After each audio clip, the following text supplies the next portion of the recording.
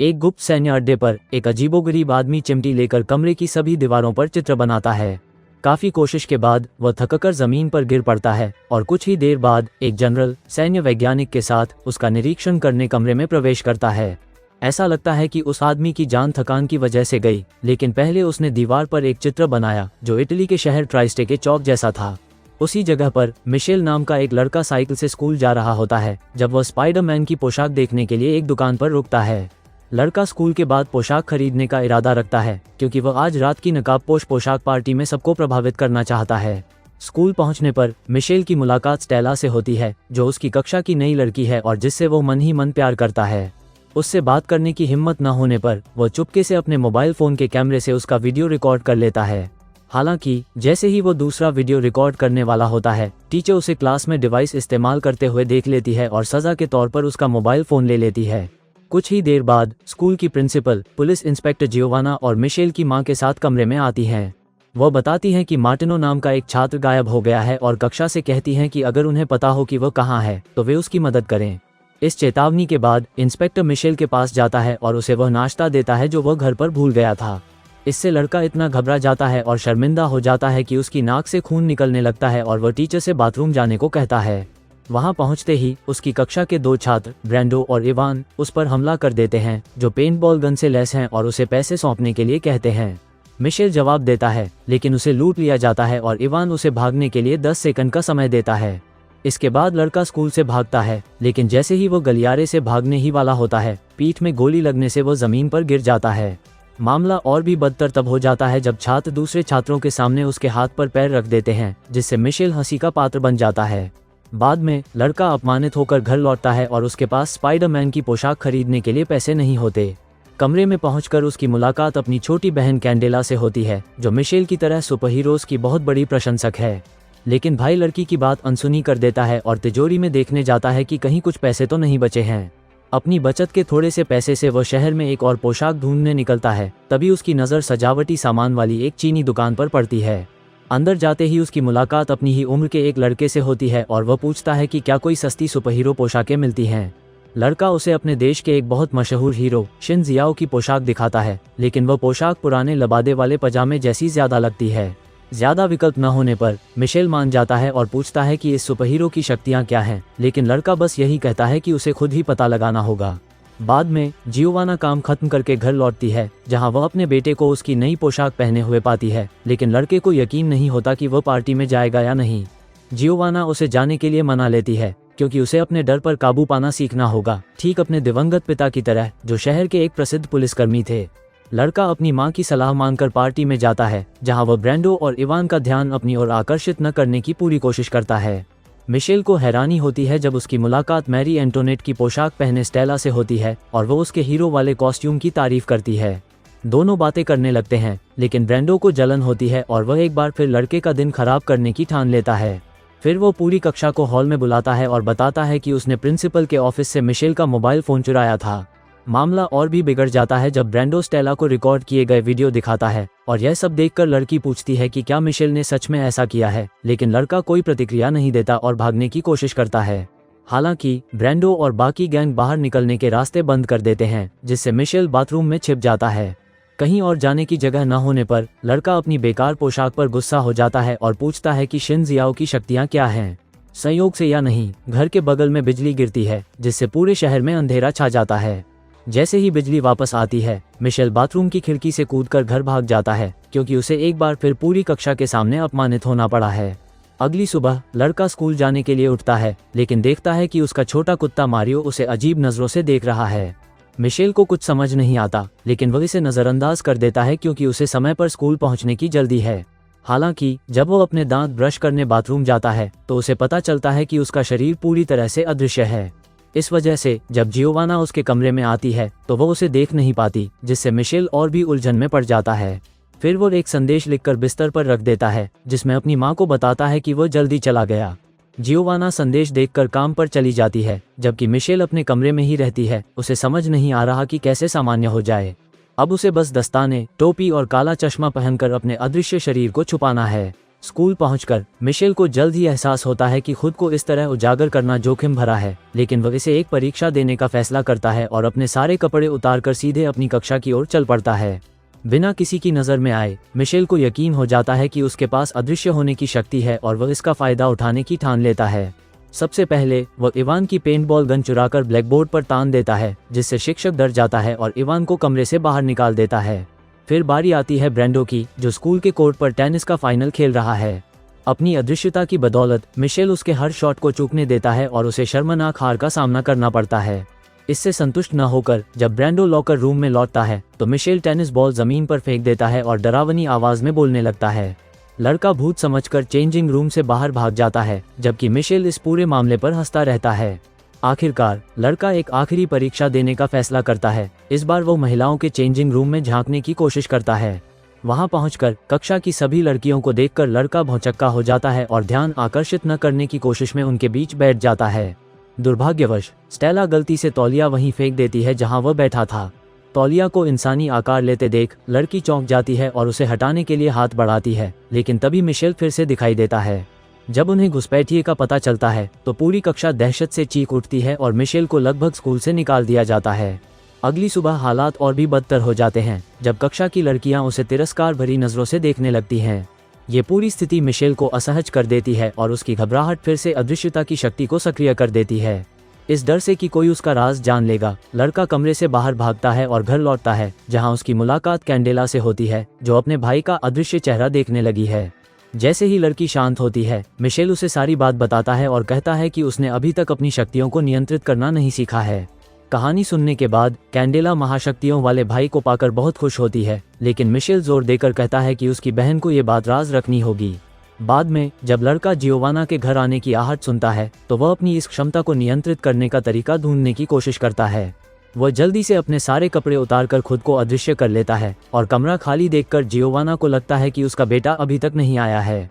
फिर वह अपनी एक दोस्त को फ़ोन करती है और उसे मिशेल के बारे में अपनी चिंताएं बताती है, क्योंकि वह पिछले कुछ दिनों से अजीब व्यवहार कर रहा है। बातचीत के बीच में जियोवाना बताती है कि उसे डर है कि मिशेल को सच्चाई पता चल गई है कि उसे एक बच्चे के रूप में गोद लिया गया था। ये सुनकर लड़का घर से भागकर बंदरगाह पहुंच जाता है, जहां सच्चाई का पता चलने पर वह सदमे में झूले पर बैठ जाता है। कुछ ही सेकंड बाद स्टेला भी डांस मूव्स की रिहर्सल करने के लिए वहां पहुंचती है। तभी वो झूले को अपने आप हिलते हुए देखती है। हालांकि लड़की इससे घबराती नहीं है और पूछती है कि क्या कोई आसपास है। अपनी पहचान बताने के बजाय मिशेल रेत पर बस एक चेहरा और फिर एक मुस्कान बना देता है। स्टेला एक अदृश्य प्राणी से मिलने के लिए उत्साहित है और उसे चुनौती देती है कि देखे कौन सबसे तेज स्विंग कर सकता है। मिशेल मान जाता है और दोनों साथ में मस्ती करते हैं, लेकिन जल्द ही लड़की उसे बताती है कि उसे बैले प्रैक्टिस के लिए जाना है। उसे उम्मीद है कि वह जल्द ही अपने अदृश्य दोस्त से मिल पाएगी, जिससे मिशेल बहुत उत्साहित है। हालांकि जैसे ही वो बंदरगाह की ओर देखता है, लड़के को धूप का चश्मा पहने एक आदमी उसकी तरफ देखता हुआ दिखाई देता है, मानो वो अदृश्य होते हुए भी उसे देख सकता हो। लड़के को लगता है कि यह बस एक धारणा थी और कुछ घंटों बाद वह स्टेला से मिलने का फैसला करता है। उसके घर पहुंचकर लड़का उसके बेडरूम की खिड़की पर वही मुस्कुराता हुआ चेहरा बनाता है और स्टेला उसे अंदर आने देती है। अपनी अदृश्य दोस्त से फिर से मिलकर खुश होती है। वो उसे एक चादर से ढक देती है और उसका नाम पूछती है, लेकिन मिशेल जवाब देता है कि वह अभी अपनी पहचान नहीं बता सकता। फिर भी लड़की यह सुनिश्चित करने के लिए उसके करीब जाने लगती है कि वो असली है, और स्टेला को इतने करीब देखकर मिशेल अपनी घबराहट पर काबू नहीं रख पाता और उसका शरीर फिर से दिखाई देने लगता है। नतीजतन लड़का भागकर घर लौटता है और कैंडेला को सारी बात बता देता है। उसकी बहन जिद करती है कि मिशेल उसे सच बताए, इसलिए अगली रात लड़का हिम्मत जुटाकर स्टेला से मिलने जाता है। मारियो के साथ वो लड़का स्कूल के व्यायामशाला में जाता है, जहां स्टेला जिम्नास्टिक प्रदर्शन का अभ्यास कर रही होती है। लेकिन मिशेल के पहुंचने से पहले ही एक अनजान आदमी अंदर घुस आता है और ट्रैंक्विलाइजर डार्ट गन से लैस होकर स्टेला को गोली मार देता है। उसी क्षण लड़की बेहोश हो जाती है और लड़का उसे अपनी वैन में ले जाता है। हालांकि स्कूल से निकलते समय उसकी मुलाकात मिशेल और मारियो से होती है, जो स्टेला को गिरफ्तार होते हुए देखते हैं और डाकू से भिड़ने के लिए निकल पड़ते हैं। हालांकि वो अभी बच्चा ही है, मिशेल उस आदमी का हाथ पकड़ लेता है और स्टेला को जाने देने के लिए कहता है। डाकू विरोध करता है और उसे जमीन पर गिरा देता है, लेकिन मारियो अपने मालिक की मदद करने के लिए उसकी बांह काट लेता है।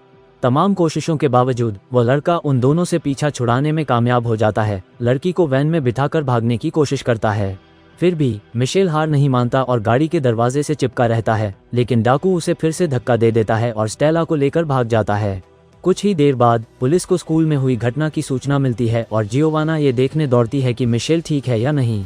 खुशकिस्मती से न तो उसे और न ही मारियो को कोई चोट आई, लेकिन लड़का अपनी मां को बता देता है कि स्टेला को पकड़ लिया गया है। पुलिस जांच शुरू करती है, लेकिन मिशेल अपने दोस्त को ढूंढने की ठान लेता है और उसकी शक्तियों को नियंत्रित करने के लिए खुद ही प्रशिक्षण लेना शुरू कर देता है। फिर वो अपनी सुपरहीरो पोशाक की तलाश में जाता है, लेकिन उसे पता चलता है कि उसकी मां ने उसे धोने के लिए रख दिया है और जब वो उसे पहनने की कोशिश करता है तो वो अदृश्य नहीं हो पाता। गुस्से में लड़का अपनी मां के पास जाता है और पूछता है कि उसने पोशाक क्यों धोई, क्योंकि इससे उसकी शक्तियां चली गईं। जियोवाना को समझ नहीं आता कि वह क्या कह रहा है, लेकिन मिशेल का गुस्सा और बढ़ जाता है। वह ये कहने के साथ साथ कि वह उससे नफरत करता है, उस पर यह आरोप भी लगाता है कि वह उसकी असली मां नहीं है। इसके बाद मिशेल घर से निकल जाता है, लेकिन उसी पल किताबों की अलमारी का शीशा टूट जाता है, मानो लड़के के गुस्से की वजह से ऐसा हुआ हो। बंदरगाह वापस जाते समय धूप का चश्मा पहने वही आदमी उसके पास आता है, जो बताता है कि वह आंद्रेई है, मिशेल का असली पिता। वो खुद को एक विशेष व्यक्ति होने का भी दावा करता है, एक ऐसा नाम जो उन लोगों को दिया जाता है जिनके पास पूरी वास्तविकता को बदलने की क्षमता होती है। मिशेल इस पर विश्वास नहीं करता, लेकिन आंद्रेई उसे बताता है कि अतीत में वह रूस में हुए परमाणु युद्ध में जीवित बचे लोगों में से एक था। जबकि अधिकांश आबादी नष्ट हो गई, जो बचे रहे वे विकिरण से प्रभावित हुए और उनमें विशेष क्षमताएं विकसित हो गईं। इसी वजह से रूसी सरकार ने इन महाशक्तिशाली प्राणियों का परीक्षण करने के लिए शीत युद्ध के एक जनरल के नेतृत्व में द डिवीजन नामक एक सैन्य प्रयोगशाला बनाई। आंद्रेई के मामले में उसने मन पढ़ने और यादों को मिटाने की क्षमता विकसित कर ली थी। हालांकि अन्य विशेष क्षमताओं की तरह इन क्षमताओं के लंबे समय तक इस्तेमाल से दुष्प्रभाव हुए और आंद्रेई की दोनों आंखों की रोशनी चली गई। इसके बावजूद लैब में काम करते हुए उसकी मुलाकात येलेना से हुई और उसे उससे प्यार हो गया। हालांकि ये दोनों खास लोग बच्चा पैदा नहीं कर पाए, लेकिन आंद्रेई और येलेना के साथ ऐसा नहीं हुआ जिन्होंने मिशेल को जन्म दिया। हालांकि दंपति को पता था कि सेना बच्चे को गिनी पिग की तरह इस्तेमाल करेगी और एक सुबह वे प्रयोगशाला से भाग गए। कुछ ही देर बाद सैनिकों ने उनका पीछा करना शुरू कर दिया, इसलिए बलिदान के रूप में येलेना ने अकेले ही उनका सामना करने का फैसला किया, जबकि आंद्रेई बच्चे को लेकर भाग गया। मिशेल की तरह येलेना भी अदृश्य हो सकती है और एक खास सूट पहनकर रूसी सैनिकों पर हमला शुरू कर देती है। दुर्भाग्य से एक स्नाइपर एक अदृश्य शरीर पर एक तितली को उतरते हुए देख लेता है और बिना किसी हिचकिचाहट के उसे गोली मार देता है। जाहिर है उस दिन येलेना का सफाया हो गया था और आंद्रेई अपने बेटे के लिए सुरक्षित जगह की तलाश में पूरे यूरोप में भटक रहा था। तभी अपनी दूरदर्शी शक्तियों का इस्तेमाल करते हुए उसे जियोवाना नाम की एक इंस्पेक्टर मिली, जो मां बनने का सपना देख रही थी, और उसने मिशेल को उसके घर के सामने छोड़ दिया। हालांकि विभाग बच्ची की तलाश जारी रखता है, क्योंकि वह शक्तिशाली व्यक्तियों की एक सेना बनाने की कुंजी हो सकती है। सब कुछ उजागर करने के बाद आंद्रेई को पकड़े न जाने के लिए वहां से निकल जाना पड़ता है, लेकिन पहले वो मिशेल को एक खास सूट देता है। इस पर रूसी अक्षर एस के आकार का एक चिन्ह है और यह उसी कपड़े से बना है जिससे येलेना ने सूट पहना था। इसके बाद जियोवाना के बंदरगाह पर पहुंचने से कुछ सेकंड पहले आंद्रेई अपने सहयोगी और फोरेंसिक मनोवैज्ञानिक डॉक्टर बेसिली के साथ वहां से चला जाता है। वह कहती है कि उसे लड़के की बहुत चिंता है और वह मारियो को पशु चिकित्सक के पास से लेने के बाद घर पर उससे बात करने का वादा करती है। फिर बेसिली लड़के को अपने साथ ले जाने की पेशकश करती है और जब वे घर पहुंचते हैं तो मिशेल उस खास पोशाक को पहनने के लिए उसके कमरे में दौड़कर जाती है। कुछ मिनट बाद बेसिली लड़के को चाय पीने के लिए मेज पर बुलाती है और जियोवाना के आने का इंतजार करती है। सूट पहने मिशेल लिविंग रूम में जाता है, लेकिन जब डॉक्टर उसे चाय का प्याला देता है तो उसे अपनी कमीज पर खून के निशान दिखाई देते हैं। शक होने पर लड़का बाथरूम जाने के लिए कहता है और भागने की कोशिश करता है, लेकिन बेसिली उसे बताता है कि उसने सारे दरवाजे बंद कर दिए हैं। कहीं और जाने की जगह न होने पर लड़का अपना कॉस्ट्यूम मास्क पहनता है, अपने बाकी कपड़े उतारता है और हाथों के एक इशारे से अदृश्य हो जाता है। बेसिली उसके पीछे जाता है, लेकिन जैसे ही वो किचन में पहुंचता है मिशेल उस पर चाकू फेंकने लगता है, लेकिन वो कुर्सी से खुद को बचा लेता है। लड़का फिर लिविंग रूम की तरफ भागता है, लेकिन बेसिली आटे की एक बोरी उठाता है, उसे पूरे घर में फैला देता है और लड़के के पैरों के निशान देखकर वापस अपने कमरे में भाग जाता है। इसी वजह से बेसिली मिशेल को खिड़की से भागने से कुछ पल पहले ही पकड़ लेता है और उसे अलमारी में पटक देता है। जाहिर है वह आदमी भी उसी डिवीजन का हिस्सा है और लड़के को प्रयोगशाला में जांच के लिए ले जाकर एक शक्तिशाली सैनिक बनाना चाहता है। हालांकि मिशेल उसके साथ नहीं जाना चाहता और अचानक डॉक्टर को लात मारकर खिड़की से बाहर भाग जाता है। जब वो सड़क पर पहुंचता है तो लड़का फिर से अदृश्य हो जाता है और शहर से भागता है। तभी उसे इवान अपनी मोटरसाइकिल पर बैठा मिलता है। समझाने का समय न होने पर वह लड़के को बाइक तेज चलाने का आदेश देता है और उसे भूत समझकर वो उसकी बात मान लेता है। दूर डिवीजन की प्रयोगशाला में स्टेला एक कमरे में बंद है, जहां उसकी मुलाकात मार्टिनो और ब्रेंडो से होती है, जिन्हें भी संगठन ने पकड़ लिया है। दोनों लड़के बताते हैं कि वे वहां कैसे पहुंचे और स्टेला उन्हें जल्द से जल्द वहां से निकल जाने को कहती है। लड़की बाहर निकलने का रास्ता ढूंढती है और उसे छत में एक रास्ता दिखाई देता है, जहां तीनों एक मानव सीढ़ी बनाकर भागने की कोशिश करते हैं। उसी समय इवान अपनी मोटरसाइकिल तेज गति से एक पुराने गोदाम की ओर जाता है, जहां मिशेल अपनी पहचान बताता है और उन्हें सब कुछ बताता है। ये जानकर कि लड़के में शक्तियां हैं, इवान उसका सम्मान करने लगता है और उसे बताता है कि स्टेला और मार्टिनो के साथ साथ ब्रेंडो भी गायब है। फिर दोनों उन्हें छुड़ाने की योजना बनाते हैं, लेकिन मिशेल को पता ही नहीं चलता कि उन्हें कहां ले जाया गया है। इस बीच स्टेला कमरे से बाहर निकलने में कामयाब हो जाती है और खुद को एक विशाल मालवाहक जहाज पर पाती है, जिसे हथियारबंद आदमियों ने घेर लिया है। लड़की किसी की नजरों से बच निकलने की पूरी कोशिश करती है और अपने व्यायाम कौशल का इस्तेमाल करते हुए एक संकरी लोहे की संरचना से होकर गुजरती है। आखिरकार स्टेला को एक आपातकालीन प्रकाश संकेत मिलता है और अपनी अदृश्य दोस्त को याद करके वह संकट की सूचना भेजती है। फिर वो लैंप पर वही मुस्कुराता हुआ चेहरा बनाती है और उसे जला देती है। कुछ मिनट पहले ही एक गार्ड उसे ले जाता है। दूर मिशेल को आकाश को रोशन करने वाला एक प्रकाश संकेत दिखाई देता है और चित्र को पहचानकर वो समझ जाता है कि स्टेला वहां है और इवान के साथ उसे बचाने निकल पड़ता है। कुछ मिनट बाद दोनों जहाज के सामने पहुंचते हैं, लेकिन प्रवेश द्वार हथियारबंद सुरक्षा गार्डों से भरा हुआ है। इवान मिशेल को अदृश्य होने के लिए कहता है और जैसे ही वो अपनी शक्ति सक्रिय करता है, लड़का अपनी पेंटबॉल गन निकालता है और पावर बॉक्स में गोली चला देता है। इससे सुरक्षा व्यवस्था पर दबाव बढ़ता है और मिशेल मौके का फायदा उठाकर बिना किसी की नजर पड़े बेस में घुस जाता है। अंदर वो उस कमरे का पता लगाता है जहां स्टेला को रखा गया है और अपनी अदृश्यता का फायदा उठाकर वह एक अग्निशामक यंत्र उठाता है, एक गार्ड के सिर पर वार करता है और उसकी बंदूक छीन लेता है। कुछ ही देर बाद एक और गार्ड आता है, लेकिन मिशेल उस आदमी पर पिस्तौल तानकर उसे कोठरी खोलने पर मजबूर कर देता है। इसके जरिए वह तीनों को आज़ाद कर देता है और अपने दोस्तों की जगह गार्डों को कैद कर लेता है और आखिरकार अपनी पहचान जाहिर कर देता है। हर कोई, खासकर स्टेला, ये जानकर हैरान है कि मिशेल एक सुपर हीरो है। हालांकि लड़का कहता है कि अब समय नहीं गंवाना है और तीनों को जहाज से भाग जाने का आदेश देता है, लेकिन स्टेला उसे बताती है कि दूसरी कोठरी में एक और कैदी है। मिशेल उसे बचाने के लिए उसके साथ जाती है। जियोवाना अभी अभी मारियो के साथ घर पहुंची है और देखती है कि घर पूरी तरह से उलट पुलट हो गया है। तभी आंद्रेई बाहर आता है और बिना कुछ बताए मिशेल को चेतावनी देता है कि वह खतरे में है और उन दोनों को उसकी मदद करनी होगी। फिर वे लड़के की तलाश में निकल पड़ते हैं और इवान को ढूंढ लेते हैं, जो सैनिकों की नजरों से बचने के लिए भाग रहा है। अपनी मन की क्षमता का इस्तेमाल करके आंद्रेई को पता चलता है कि लड़का जानता है कि मिशेल कहाँ है और वह उसे खोज में मदद करने के लिए बुलाता है। इस बीच मिशेल स्टेला का पीछा करते हुए कैदी की कोठरी तक पहुंचता है, लेकिन वे एक पनडुब्बी में पहुंच जाते हैं। तभी बत्तियां जलती हैं, जिससे पता चलता है कि पूरी जगह घिरी हुई है और अचानक स्टेला लड़के पर बंदूक तान देती है। मिशेल को समझ नहीं आता कि क्या हो रहा है, लेकिन तभी डिवीजन जनरल प्रकट होता है और कहता है कि वह उस लड़के का इंतजार कर रहा था। वह भी एक विशेष व्यक्ति है जिसके पास दूसरों के दिमाग को नियंत्रित करने की क्षमता है और उसने इस शक्ति का इस्तेमाल डॉक्टर बेसिली को नियंत्रित करने के लिए किया है, बिल्कुल स्टेला की तरह। वह आदमी डिवीजन के असली नेता की सेवा में भी निकलता है, कोई और नहीं बल्कि मिशेल की मां येलेना, जो अभी भी जीवित है। वह सालों से अपने बेटे की तलाश कर रही है और अगर मिशेल डिवीजन बेस पर आने के लिए राजी हो जाता है तो वे स्टेला को सुरक्षित घर लौटने देंगे। जहाज के बाहर जियोवाना अपने बेटे को ढूंढते हुए अंदर घुसती है। तभी उसकी मुलाकात बेसिली से होती है, जिसे कुछ भी पता नहीं है कि क्या हुआ है। वह जानना चाहती है कि मिशेल कहाँ है, लेकिन आंद्रेई सबको वहां से निकल जाने को कहता है क्योंकि मिशेल जहाज पर नहीं है और एक सेल्फ डिस्ट्रक्ट सिस्टम चालू हो गया है। कुछ ही सेकंड बचे थे कि आंद्रेई, जियोवाना और बेसिली मार्टिनो और ब्रेंडो को ढूंढ लेते हैं और वे सभी बड़े विस्फोट से पहले जहाज से भाग जाते हैं। पनडुब्बी पर वापस आकर सैनिक स्टेला को एक आपातकालीन कैप्सूल में ले जाते हैं ताकि उसे वापस बंदरगाह पर उतारा जा सके। अंत में जनरल कहता है कि मिशेल जल्द ही अपनी मां और अन्य विशेष लोगों के साथ होगा जो बाकी इंसानों से श्रेष्ठ हैं। हालांकि मिशेल अपने दोस्तों को छोड़ना नहीं चाहता और गुस्से में आकर लड़का एक नई शक्ति जगा लेता है। विचार शक्ति से वो वस्तुओं को नियंत्रित करने में सक्षम हो जाता है और पनडुब्बी को अंदर से बाहर तक नष्ट करना शुरू कर देता है। फिर मिशेल आपातकालीन कैप्सूल की ओर दौड़ता है और स्टेला के साथ मिलकर वे दोनों इजेक्शन मैकेनिज्म को सक्रिय करते हैं और वापस सतह पर आ जाते हैं।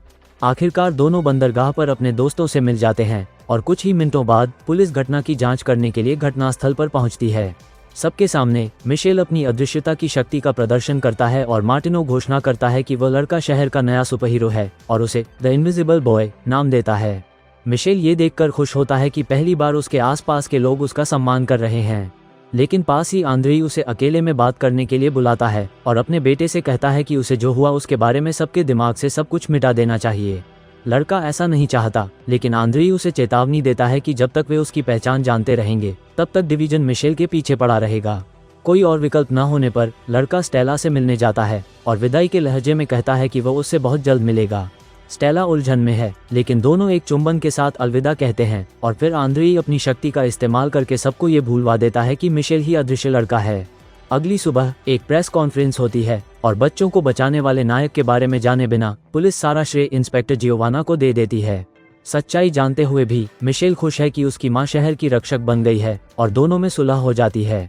कुछ घंटों बाद लड़का स्कूल के व्यायामशाला में जाता है, जहां वे छात्रों के फिर से आने का जश्न मनाने के लिए एक पार्टी का आयोजन कर रहे हैं। उनमें से स्टेला भी आती है, लेकिन लड़की को उस हीरो की याद नहीं है जिसने उसे बचाया था। फिर भी जब वो स्कूल से निकल रही होती है, मिशेल हिम्मत जुटाकर स्टेला से बात करने जाता है, लेकिन इवान और ब्रेंडो उसे रोक लेते हैं, जिनकी यादें भी मिटा दी गई हैं। हालांकि लड़का विचलित नहीं होता और स्टेला को ढूंढने के लिए उनके पास से भागता है।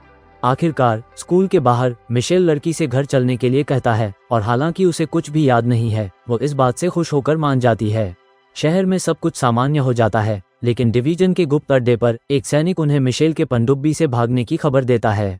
वो उन्हें ये भी बताता है कि लड़के की जुड़वा बहन मोरक्को में मिल गई है और उन्होंने उसे बचाने के लिए एक अभियान शुरू कर दिया है।